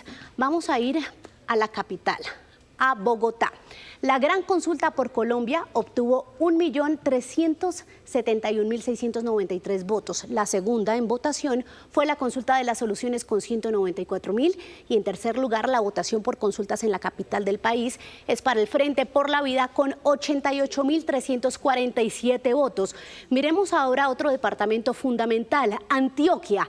La gran consulta por Colombia tuvo una votación muy importante de 1.105.000 votos. Sigue el Frente por la Vida, la consulta de izquierda, con 70.821 votos. Recordemos que de esta región es Daniel Quintero, y en tercer lugar está la consulta de las soluciones con 44.464 votos. Pero veamos entonces en la capital antioqueña, muy importante mirar también las ciudades. Allí Paloma Valencia, la ganadora, obtuvo 324.809 votos, y miren la particularidad. En Antioquia, en Medellín, no ganó Roy Barreras, pese a ser el triunfador de esa consulta, sino que quedó en primer lugar Daniel Quintero con 21.084 votos, y en tercer lugar Claudia López con 16.058 votos. Vamos a revisar entonces una región más. Vámonos para Santander, donde la gran consulta por Colombia obtuvo 330.000 votos, el Frente por la Vida 27.000, y allí en Santander la última fue la consulta de las soluciones de Claudia López con 25.000 votos. Y rápidamente revisamos la capital de ese departamento, Bucaramanga, donde Paloma Valencia fue la ganadora con 61.000 votos, le sigue Claudia López con 7.596, y en tercer lugar Roy Barreras del Frente por la Vida con 3.744 votos. Ana Milena, es la radiografía de las consultas por regiones. Sí, señora, aquí revisando todos estos porcentajes. Gracias, Mara Camila. Vamos a volver con Pedro porque quisiera tocar un tema puntual, Pedro, y es sobre las encuestas. Veíamos, por ejemplo, la consulta interpartidista de Frente por la Vida, que lo vimos en varias encuestas, incluso en la Invamer, que es la de Noticias Caracol y Blue Radio, que daba como contundente ganador al candidato Daniel Quintero. Y lo que vemos en estos resultados es que la diferencia entre los votos, que fue ganador Roy Barreras, es un poco más de 29.000 votos. ¿Cuál es su lectura sobre las encuestas a propósito de estas elecciones? Mi lectura sobre las encuestas es la siguiente. Lo primero es, la ley de encuestas ha sido muy favorable porque obligó a endurecer y a ser mucho más rigurosos los criterios y las exigencias, la observación, el tamaño de las muestras, y eso es importante. Eso impidió que estuviéramos viviendo una cascada de encuestas donde una diferencia trae una diferencia muy grande con respecto a la siguiente, en fin, y lo que hace es confundir al ciudadano, le crea un escenario de confusiones y lo lleva a veces a tomar decisiones equivocadas. Creo que las encuestas están en ese proceso de transición, de adecuarse a la nueva ley. Acertaron en unas cosas, se equivocaron tremendamente en otras. Todas tuvieron niveles de equivocación, también todas tuvieron alguno que otro acierto. Y en ese sentido creo que se están adecuando a las nuevas reglas de juego y nos plantearon sobre todo la necesidad de tener muy claramente una observación mucho más detallada y un criterio de exigencia más riguroso sobre las encuestas, de manera que no pueden estar manipulando a los ciudadanos, ni puedan estar guiando, ni madurando a punta de encuestas a candidatos que no son viables. Fracasaron en unos datos muy fuertes que pudieron generar en los ciudadanos una confusión o que pudieron alterar su decisión de manera injusta con respecto al candidato. Entonces, las encuestas, estamos en ese proceso de adecuación a las nuevas reglas de juego y me parece que es muy sano que cada vez más sean más rigurosas, sean más exigentes y que tengamos solamente 2, 3, 4 encuestas hechas en condiciones de absoluta competencia y calidad. Se sumaría dentro de esos desaciertos, por ejemplo, perfiles como el de Claudia López, que también tenía otros resultados. Quisiera preguntarle de cara a lo que se viene, ya teniendo en cuenta los resultados de las consultas, estamos hablando casi que de una izquierda o un progresismo consolidado, pero ¿qué pasa con la derecha? No, yo creo que están igualmente consolidadas. La derecha, el Centro Democrático ya como partido de la derecha es el principal partido como estructura y como organización partidista. Eso es súper importante, que ese resultado, que ganó representantes en lugares que no tenían representantes o tenían representación muy baja, Santander, por ejemplo, y en las distintas partes del país se posicionó bien. Está enfrentando, en otras se debilitó, en el Valle del Cauca, por ejemplo, la diferencia que le tomó el pacto histórico, que tiene 588.000 votos con respecto al Centro Democrático, que quedó con un poquito más de 190.000 votos, le marca una diferencia grande. Y uno diría, de cara al futuro, va a ser un bastión muy importante para la elección de presidente, y también es bastante probable que el próximo gobernador o gobernadora del departamento del Valle sea del pacto histórico. Pero entonces hay un sabor como agridulce. Yo sí siento que está bastante más cohesionada, hay bastante más conciencia sobre la necesidad de unirse. No hay una fractura de fondo, no veo una fractura de fondo, y creo que va a llegar bastante unida a la segunda vuelta electoral. Sí, Pedro, gracias. Ya continuamos con usted. Retomamos el tema de la ganadora de la Gran Consulta por Colombia, porque en Cauca llamó la atención la acogida a Paloma Valencia en la Gran Consulta con 38.000 votos. Un departamento en donde en elecciones pasadas no tenía el favor del electorado, a pesar de ser oriunda de esa región. El Cauca es considerado como un departamento de tendencia ampliamente progresista. No en vano, su lista a la Cámara de Representantes obtuvo más de 173.000 votos. En medio de ese panorama electoral, ha llamado la atención de los analistas políticos la votación de la hoy candidata Paloma Valencia, quien sacó 38.565 votos en un departamento en donde hace unos años era casi improbable que la payanesa obtuviera el favor electoral. Hace 4 años la candidata a la presidencia Paloma Valencia obtenía en el departamento del Cauca solamente 3.000 votos. Digamos, pasar de 3.000 votos a una cifra de 32.000 votos es un ejercicio representativo importante. Para los analistas políticos, Paloma Valencia estaría marcando una tendencia en los caucanos que buscan puntos de encuentro en el discurso y la dinámica política. Es muy interesante el fenómeno que está ocurriendo en el departamento del Cauca. La línea de la orientación ideológica del departamento ya no está posicionada en una izquierda radical, está ubicada ya en una dinámica progresista, y eso le permite a los actores políticos seducirse un poco más por el centro político o la denominada o llamada centroderecha. Factores como la seguridad y la autoridad habrían influido en la decisión de los caucanos, generando una votación que pone a Paloma Valencia a pensar en el voto del Cauca. Pero si nosotros transferimos esos 60.000 votos, 62.000 votos de la Gran Consulta en el departamento del Cauca, estamos hablando de la tercera parte de la votación del pacto histórico que obtuvo, obteniendo 2 curules en la Cámara de Representantes. Es importante anotar que de los 38.000 votos obtenidos por Paloma en Cauca, 21.000 son de Popayán. Para los conocedores de la política, los 62.000 votos que la gran consulta obtuvo en Cauca se relacionan con lo sucedido a nivel nacional. Vamos a volver con Pedro Medellín para seguir analizando este panorama político. Pedro, quisiera preguntarle, hablábamos ahorita de la línea entre derecha y el progresismo, pero quisiera preguntarle también, otro ganador de esta jornada electoral, de esos comicios, podría ser el presidente Gustavo Petro, y se lo planteo teniendo en cuenta la baja participación, por ejemplo, de la consulta del Frente por la Vida. ¿Le siguen haciendo caso los colombianos al presidente Gustavo Petro? El presidente Gustavo Petro tiene, yo creo que tiene un sabor agridulce en estas elecciones. Primero, efectivamente tiene una ascendencia muy grande sobre la votación del pacto histórico, sobre los votantes del pacto histórico. La baja votación de la consulta por la vida revela eso. El propio Roy Barreras le hizo el reclamo en público y le dijo que se había equivocado. Pero es una decisión que él tomó. Además, es una cosa muy interesante. Es una traición a Roy, porque yo creo que ahí hay una traición de fondo, pero después lo miramos. El presidente tiene una ascendencia muy grande sobre sus electores, pero segundo también, él estaba muy esperanzado en que la realidad le justificara sus denuncias y sus alarmas sobre la posible corrupción y el fraude, y en eso el resultado no lo acompañó. Esos llamados a que iba a haber fraude y que esto se iba a manejar mal y que llamaba a que se impugnaran las mesas, etcétera, creo que ahí el país no le escuchó, pero sus electores sí le escucharon en términos de no votar la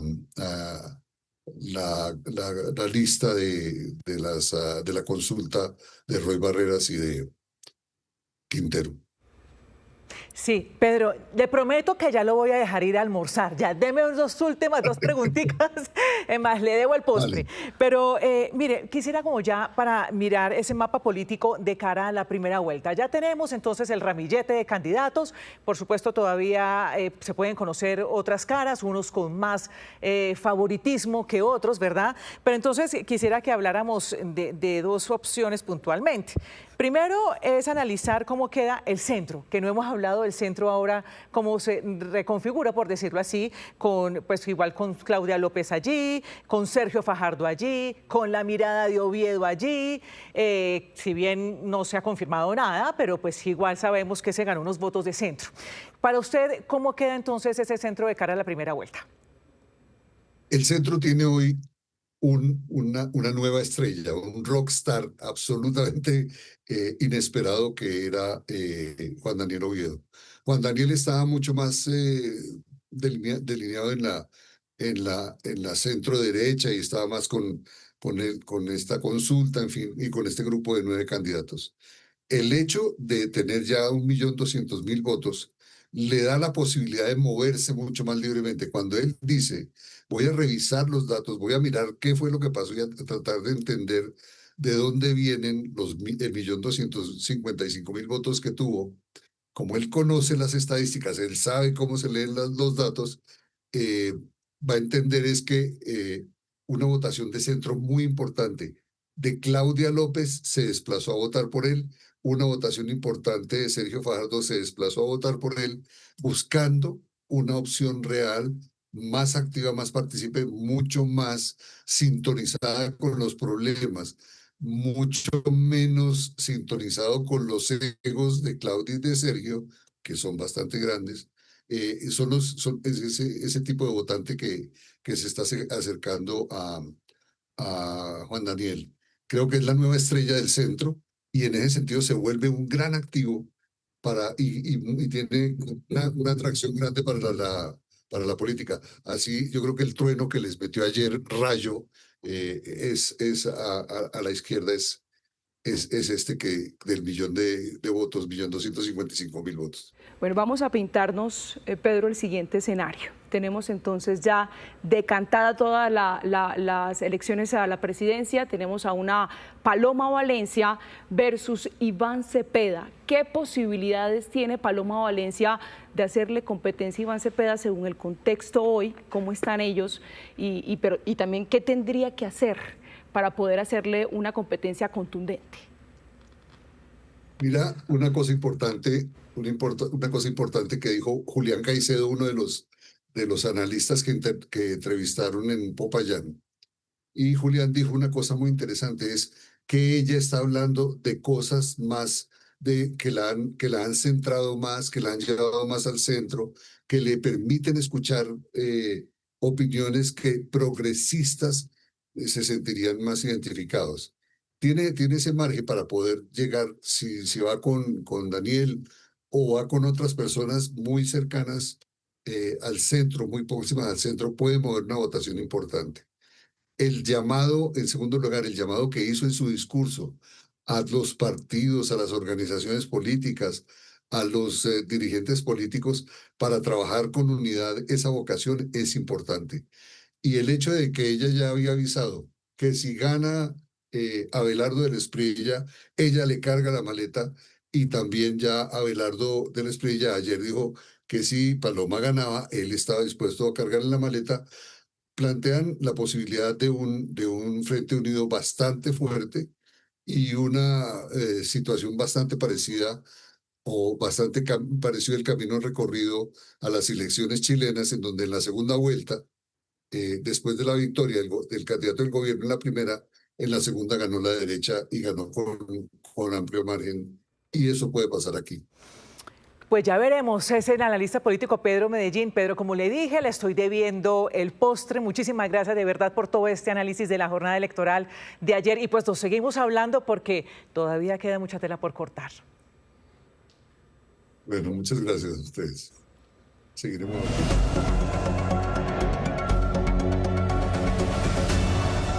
2 de la tarde, 2 minutos. Hoy precisamente el radar de la política está enfocado en la actividad de quienes van a la primera vuelta, y arranco contándoles que es una jornada de mucha reflexión y análisis en general. La mayoría de candidatos están con sus equipos echando lápiz, haciendo cuentas a puerta cerrada y mirando con lupa lo que pasó ayer en las urnas.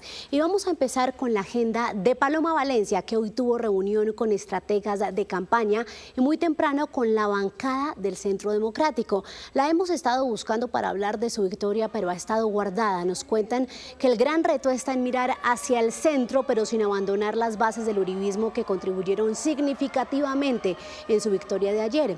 Y para esto, Paloma conversa hoy precisamente con Juan Daniel Oviedo. De hecho, creo que ya está en curso esta reunión, es un almuerzo privado en el norte de Bogotá, donde hablarán de los escenarios y de la posibilidad de lo que tanto ha sonado en las últimas horas, que Oviedo sea su fórmula a la vicepresidencia. Estamos muy atentos entonces a los resultados de ese encuentro entre Paloma Valencia y Juan Daniel Oviedo. Y quien también habló del triunfo de Paloma Valencia fue Abelardo del Espriella, que hoy atendió a medios de comunicación y se prepara para un gran evento en la Plaza de Toros de Cali este jueves, día en que anunciará también su fórmula a la vicepresidencia e inscribirá su candidatura ante la registraduría. En diálogo esta mañana con Mañanas Blue de Néstor Morales, aseguró que a pesar del avance de cientos sectores, cree del Espriella que la unidad de la derecha y la centro derecha es el único camino para que sea viable derrotar a Iván Cepeda en las urnas. También pidió a sus seguidores de Salvación Nacional no atacar a Paloma Valencia. Pero sí tenemos que cuidar lo que viene, porque miren, yo estoy claro en lo siguiente: si Paloma pasa a la segunda, yo le cargo la maleta, y si yo cargo a la segunda, estoy seguro, yo paso a la segunda, yo estoy seguro que ella se viene conmigo. Pero tenemos que cuidar esa relación, tenemos que cuidar esa relación para derrotar a un modelo político que quiere cambiar la Constitución, que quiere implantar un modelo político, económico, social y cultural que ha fracasado en todo el mundo.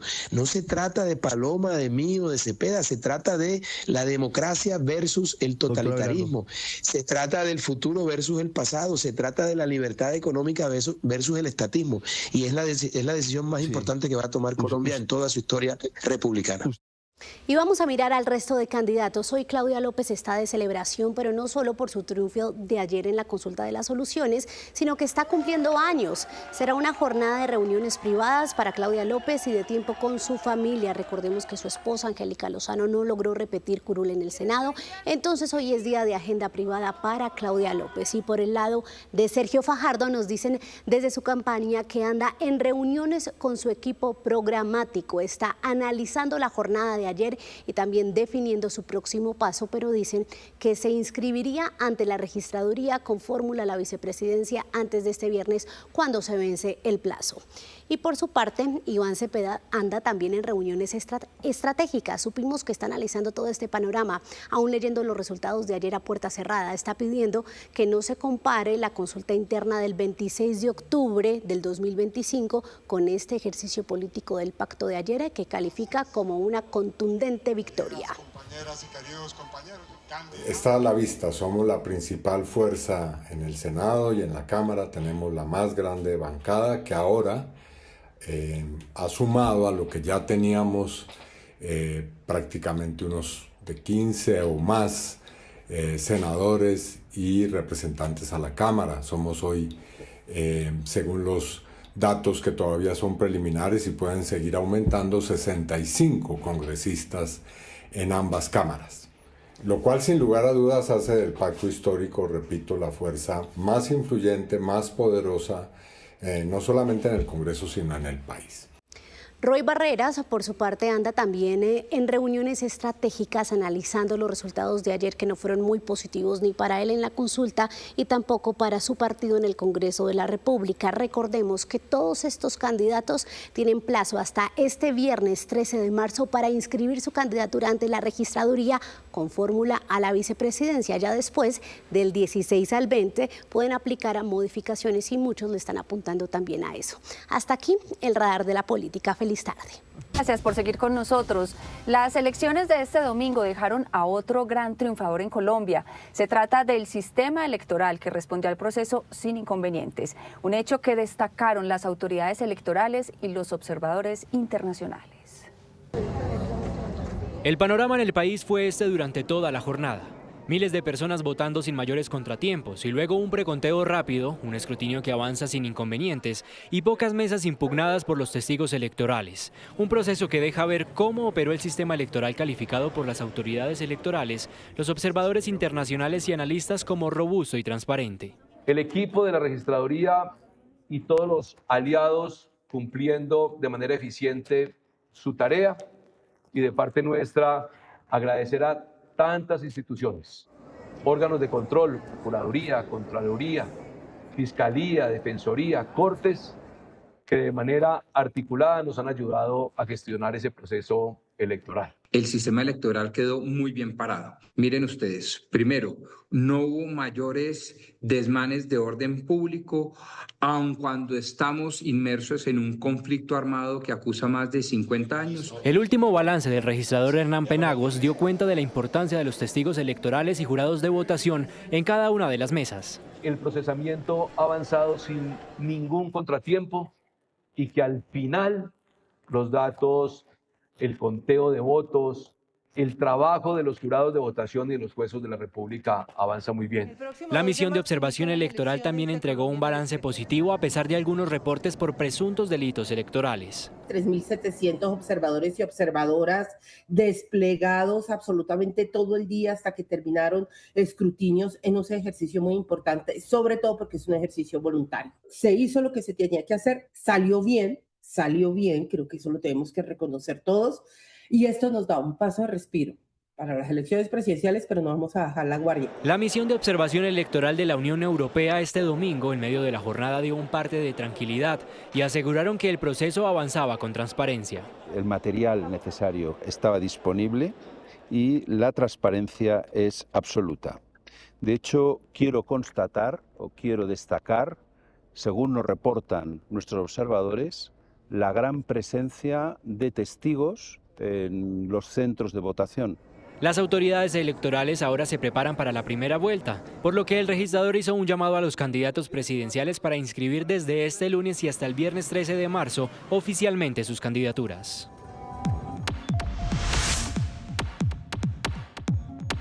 Para usted, ¿qué mensajes dejan las elecciones del Congreso y consultas presidenciales del domingo? Los leemos en @noticiascaracol. 2:20 p.m. Además, con investigaciones en la maleta, llegan algunos de los congresistas que acaban de ser reelegidos o elegidos para el periodo 2026-2030. ¿De quiénes estamos hablando, Rocío Franco?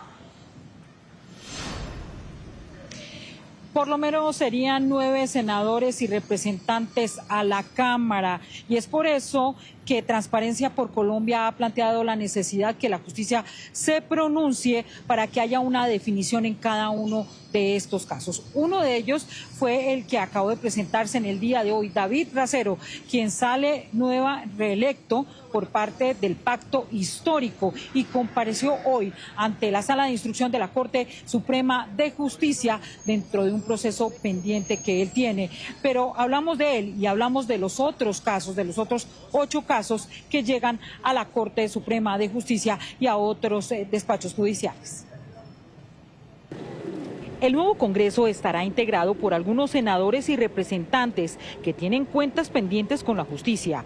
Precisamente hoy compareció en diligencia indagatoria uno de los reelegidos, David Racero, del Pacto Histórico, quien responde ante la Corte Suprema, ya que es señalado de haber utilizado de manera indebida a uno de sus funcionarios de la UTL para administrar un supermercado de su propiedad. Un acto de ilegalidad, pasando por encima de la ley. Otros que vuelven al Congreso con investigaciones pendientes son los vinculados en el caso de los contratos de la Unidad Nacional de Gestión del Riesgo. Ellos son Wadid Mansur, muy tranquilo, Karen Manrique, les dejo la constancia, y Marta Peralta. Y ojalá esto llegue hasta la última investigación. Con investigaciones por presunta financiación irregular de sus campañas están Ahmed Escaf. Estamos listos para dar esta discusión. Y Pedro Flores. Y en otros casos figuran David Barguil por ausentismo, Didier Lobo Chinchilla por presunto incremento patrimonial injustificado y Alex Flores señalado de violencia intrafamiliar. La mayoría de estos casos avanzan en la Corte Suprema de Justicia. Sus curules podrían perderse si son hallados culpables. Sin embargo, los procesos aún deben avanzar bajo la presunción de inocencia y el respeto al debido proceso. La justicia tendrá la última palabra. La mayoría de estos procesos avanzan en la fase de pruebas.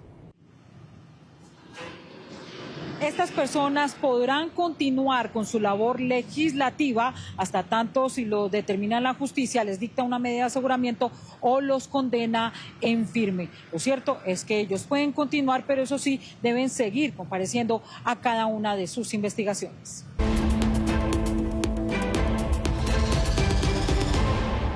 Estos son los sucesos que hacen noticia en el mundo hoy. El nombramiento de Mojtaba Khamenei como nuevo líder de Irán crispó los ánimos en Medio Oriente. Nuevos ataques a la infraestructura petrolera en varios países del Golfo Pérsico hacen temer una crisis energética. Por segunda vez, además, un misil balístico es interceptado en Turquía, territorio de la OTAN. Irán tiene nuevo líder supremo. La dinastía continúa con Mojtaba Khamenei, de 56 años, e hijo del ayatolá Ali Khamenei, que fue blanco de los ataques entre Israel y Estados Unidos del 28 de febrero. Pero su nombramiento no fue bien recibido por el presidente Trump, según dijo al New York Post. Tampoco anticipó sus próximos pasos. No te lo voy a decir, no te lo voy a decir. No estoy contento con él. Israel se sumó y no tardó en mostrar su inconformidad. De tal palo tal astilla. Las manos de Mojtaba Khamenei ya están manchadas por el derramamiento de sangre que definió el gobierno de su padre, otro tirano que continúa la brutalidad del régimen iraní. Bastaron menos de 4 horas de confirmado el sucesor para que el estallido de los misiles volviera a resonar en Israel, pero también en Irán. Hoy un ataque aéreo impactó cerca de una manifestación en apoyo al régimen. En el corazón de Teherán, varias familias lloran a los suyos y reclaman por una guerra que no discrimina. Ayudarnos, ¿por qué involucraron ahora a nuestros hijos? ¿Qué hizo un niño de 6 años? ¿Qué clase de ayuda es esta? Pero otros cuestionan un escenario de tregua. Se desperdiciará la sangre de nuestros mártires y, en mi opinión, un alto al fuego significaría una falta de respeto a todos estos mártires. Medio Oriente está en máxima tensión. El grupo armado Hezbollah, aliado de Irán, lanzó cohetes contra el centro de Israel. El cielo volvió a teñirse de blanco con más misiles interceptados. En Beirut, Líbano, otros edificios son blanco de ataques. Estos se reducen a escombros y las calles se mantienen envueltas de un intenso humo que dificulta la respiración. Allahu Akbar, Allah ya Israel. Y en medio de una guerra que no cede, la OTAN interceptó por segunda vez un misil iraní lanzado sobre el espacio aéreo de Turquía, país que le advirtió a su nación vecina no tomar medidas provocativas. Aunque los misiles siguen cayendo sobre las ciudades iraníes, los seguidores del régimen islámico salieron a las calles para expresar apoyo al nuevo líder espiritual y político. Catalina Gómez Ángel, de Noticias Caracol, estuvo en la multitudinaria manifestación de Teherán. No han pasado 24 horas desde que se anunció la designación de Mujtaba Khamenei como nuevo líder supremo de la revolución y decenas de miles de seguidores de la República Islámica abiertamente, con permiso de las autoridades, a diferencia de quienes se oponen a ella, pudieron venir hasta aquí, hasta la avenida Engelab o Revolución, como estas mujeres, pero miles de personas más. Esto lo hacen en un momento en que Teherán ha sido realmente atacada. Esta tarde, a partir de las 2:30, muchísimas explosiones se sintieron. El preguntarles que si no tienen miedo, dicen que no, que ellas están dispuestas a la muerte y al martirio, porque esto es lo que hacen por ideología y por sus creencias. El preguntarles qué piensan de la elección de Mujtaba Khamenei como nuevo líder supremo, dicen que ellas aceptan la designación de la Asamblea de Expertos de 88 clérigos, que dicen que él es el reemplazo de su padre y que también nadie mejor que él está preparado para gobernar este país, porque tiene la mejor enseñanza, especialmente en un país que está en guerra sin saber realmente lo que va a pasar. Muchas de ellas nunca lo han oído, nunca han escuchado un discurso ni una entrevista, pero no les importa. Confían plenamente en lo que les dice el Estado y aquí están, celebrando este momento. Minutos después de que sonaron las defensas antiaéreas muy cerca de aquí, muchos gritaban al Akbar, se quedaron dispuestos, y esta es la gente que está dispuesta a defender la República Islámica. Millones de otros que se han alejado de ella durante muchísimos años, especialmente por esa gran represión en las protestas, y miles de personas que han muerto están en sus casas y tienen miedo no solamente de los cielos, sino también de esas milicias que están haciendo controles en las calles para evitar que cualquier persona salga a la calle a protestar y a pedir un cambio en la República Islámica. Catalina Gómez Ángel, desde Teherán, gracias por el reporte. Pese al creciente descontento de los ciudadanos por las muertes de soldados estadounidenses y por el aumento en los precios de la gasolina, la administración Trump promete seguir con la guerra hasta que haya una rendición incondicional de Irán. La guerra entra en su segunda semana y la determinación de Estados Unidos para seguir está intacta. Quiero que todos sepan que las Fuerzas Armadas están haciendo su trabajo y que cada día este régimen en Irán tiene menos misiles, menos lanzadores, sus fábricas trabajan menos y su armada está siendo destrozada, y el mundo será un lugar más seguro. Los comentarios del secretario de Estado se dan en medio de un creciente descontento, con un 56% de encuestados, según una medición de Marist, que rechazan la guerra en Irán, que la Casa Blanca, quizás tratando de promocionarla, sigue compartiendo videos en sus redes sociales de los bombardeos. Este más reciente parece el tráiler de una película.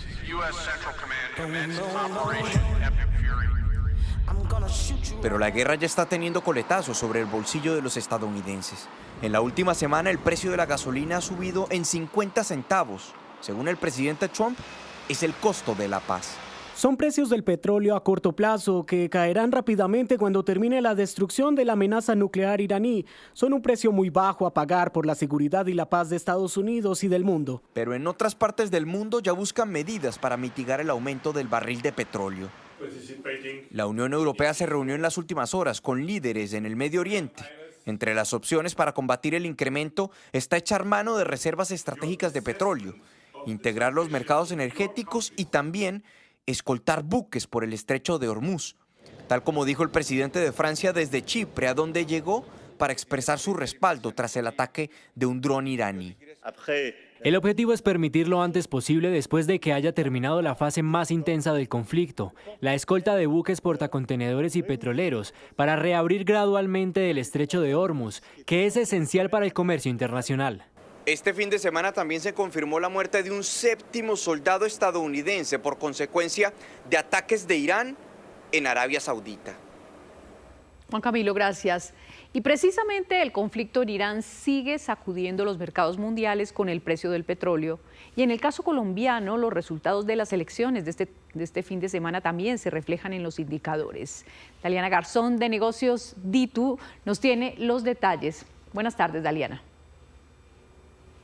¿Qué tal? Muy buenas tardes. La escalada militar en Irán ha provocado lo que muchos analistas ya califican como un lunes negro para las bolsas y mercados del mundo, siendo el crudo el activo más impactado. En esta jornada el Brent se cotiza en $100.14 por barril, con un repunte del 8%. Acá es importante destacar que esta referencia ha ganado cerca de $28 desde el inicio del conflicto en Irán hace 9 días. Esta creciente aversión al riesgo también se traduce en una jornada de números rojos para las principales bolsas. Por el lado del Dow Jones de Estados Unidos cae 0,91%, el DAX de Alemania baja un 0,50% y el Nikkei japonés retrocede un 0,26%. De otro lado, respecto a la reacción del mercado tras la jornada electoral, los indicadores en Colombia reflejan un ambiente de alivio tras esos resultados de las legislativas y de las consultas interpartidistas. El dólar registra un precio promedio de 3.742 pesos, con una caída cercana a los 53 pesos frente a la tasa representativa del mercado que rige en esta jornada. Por su parte, el Colcap, que es el principal termómetro de la Bolsa de Valores de Colombia, repunta en un 1,61%. En cuanto a los TES, su precio hoy se mueve a la baja. Esto impulsa sus tasas de rendimiento, un comportamiento que expertos califican como un efecto de calma postelectoral. Estas y otras noticias a las 3:30 de la tarde acá en Negocios Ditu. Los esperamos.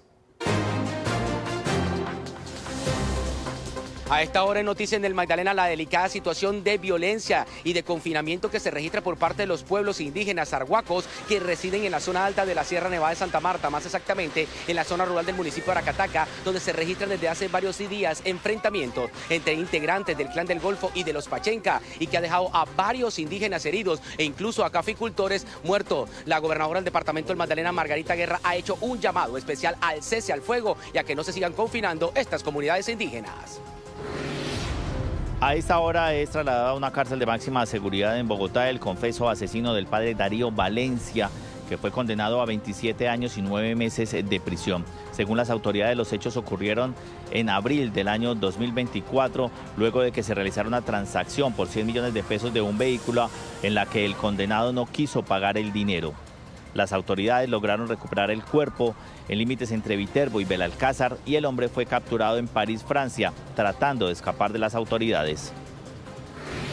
A esta hora es noticia en La Guajira que el Ministerio de Transportes ha dado a conocer que se habilita de manera provisional un paso terrestre, un puente que comunica el departamento de La Guajira con el departamento del Magdalena. Esto con la finalidad de que puedan pasar algunos vehículos livianos, automóviles, camionetas, furgones pequeños y algunas busetas pequeñas. Dicen que todo lo que comprende y lo que está saliendo aquí del terminal de transporte, buses y además tractomula, les toca tomar otras rutas alternas como la Vía al Valle para poder llegar a destinos como Santa Marta y la ciudad de Barranquilla. A esta hora es noticia en la ciudad de Neiva el fuerte vendaval que dejó graves afectaciones en varias comunas, Comuna 4, Comuna 5, 6 y 7 de las más afectadas. Según el reporte oficial, 72 árboles cayeron sobre las vías. Un centro comercial de la ciudad también resultó con graves afectaciones y 4 locales de comercio más también tuvieron daños materiales. Se han informado también de algunos daños en una vivienda y en este momento se están adelantando las labores para recuperar la movilidad en varias vías. Varios barrios también nos informan que aún no cuentan con el servicio de energía eléctrica como consecuencia de este fuerte vendaval. A esta hora es noticia la emergencia por fuertes lluvias con tormentas eléctricas en las últimas horas en Girardot y la región.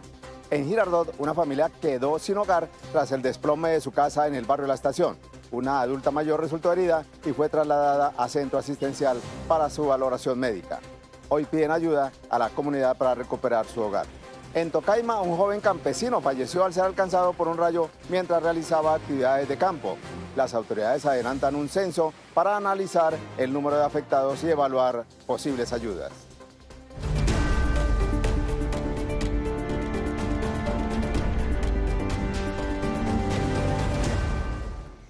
Y a las 3 de la tarde, 23 minutos, nos conectamos con nuestra señal digital de negocios Ditu. Sebastián, buenas tardes. ¿Qué tenemos para hoy? Buenas tardes, Ana Milena. Le cuento que hoy en Negocios Ditu seguiremos analizando la escalada de precios del barril Brent, que ha subido alrededor de 35% en la última semana desde que inició ese conflicto entre Estados Unidos, Israel e Irán. Vamos a hablar del tema con Francisco Lloreda, rector de la Universidad Jorge Tadeo Lozano y expresidente de la Asociación Colombiana de Petróleos. También vamos a ver cómo se ha movido el mercado bursátil colombiano tras las elecciones legislativas de ayer.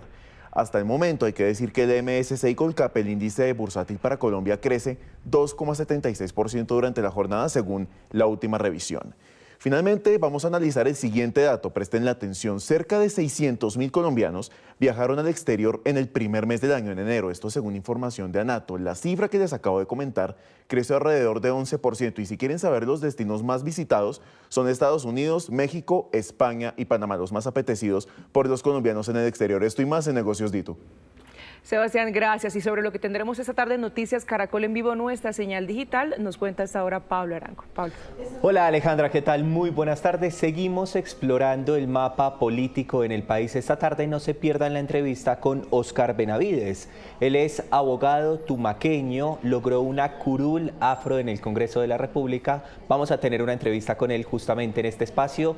Noticias Caracol en Vivo, pero también estaremos explorando lo que está pasando en materia del Congreso de la República. A propósito, el sistema electoral colombiano respondió en medio de este reto que teníamos en las legislativas, pero también en las consultas interpartidistas. Esta tarde estaremos conversando con el presidente del Consejo Nacional Electoral aquí en Noticias Caracol en Vivo. Y en segundos también estaremos hablando del conflicto en Medio Oriente. Ya hay reemplazo, por supuesto, del ayatolá, es el hijo precisamente de Ali Jamenei, así que estaremos hablando esta tarde del conflicto allí en Irán y de lo que está pasando con Estados Unidos y con Israel. Los esperamos esta tarde en Noticias Caracol en Vivo, nuestra señal digital.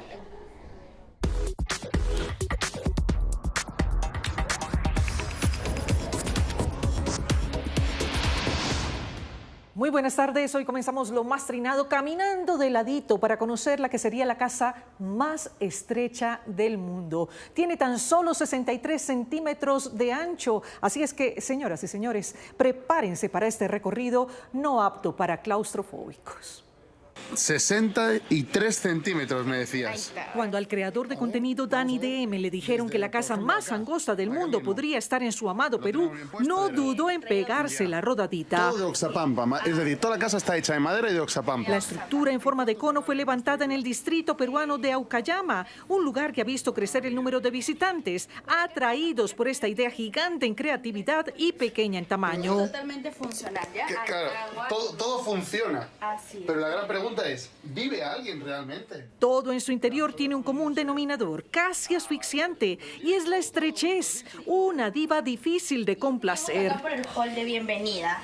Estas artesanías son traídas de Tailandia. Su parte más angosta es de 63 centímetros y la más ancha de 118 centímetros. La vivienda está pensada como museo y pieza de arte al mismo tiempo. Aunque nadie la habita, todo funciona en este lugar. Y escuchen esto, un colombiano y su pareja son los diseñadores. Ahora toca esperar a que el libro Guinness de los Récords dé su veredicto y nos confirme si esta es la casa más angosta del planeta. Mira, no toco, quiero decir, no paso. Los hombros están ahí clavados, ¿no? Increíble. Del Perú al África ardiente para acompañar a este bailarín que se ha hecho viral por una danza tradicional. Les hablo de la danza Saoli, un baile con más de 7 décadas de existencia que nació en Costa de Marfil y que se caracteriza por la velocidad con la que los danzantes mueven sus piernas casi sin tocar el suelo. Se cree que esta danza brinda prosperidad y unidad entre los aldeanos, de ahí la importancia de ejecutarla con destreza.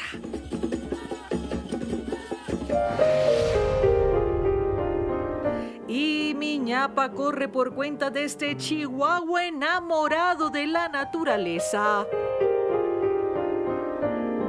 Una postal compartida en las redes sociales y que nos conecta con la vida contemplativa. ¡Qué maravilla!